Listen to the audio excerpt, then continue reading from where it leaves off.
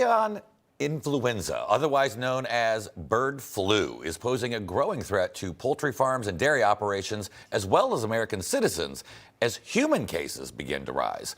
While the public health risk remains low for now, the CDC reports closely monitoring the situation, working with state officials to keep an eye on people who have been exposed to animals, as well as using flu surveillance systems to track any potential human cases of bird flu.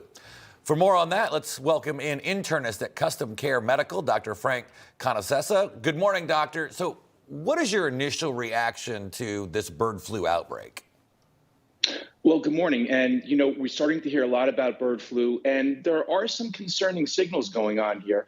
The first thing to tell people is that as of now, there really doesn't seem to be any human-to-human transfer of this virus. So we're seeing it transferred from people who are in contact with animals like dairy cows and backyard flocks, people who keep poultry, chickens, things like that. So people get it from the animal. It does not seem to be spreading person to person, and that's good news.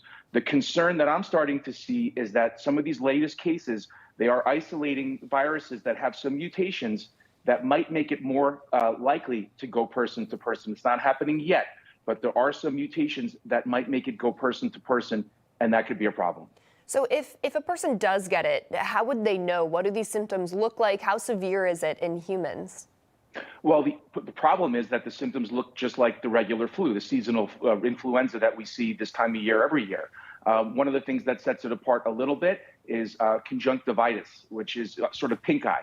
And it's a severe form of pink eye, really red eyes, sometimes even bleeding a little bit. So that's one of the things that sets it apart. But other than that, it's fever, chills, aches, respiratory symptoms, cough, the typical flu-like symptoms. And that's what makes it a little bit confusing because it doesn't look that different.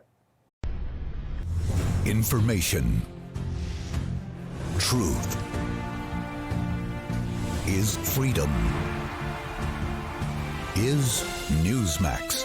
It's real news for real people.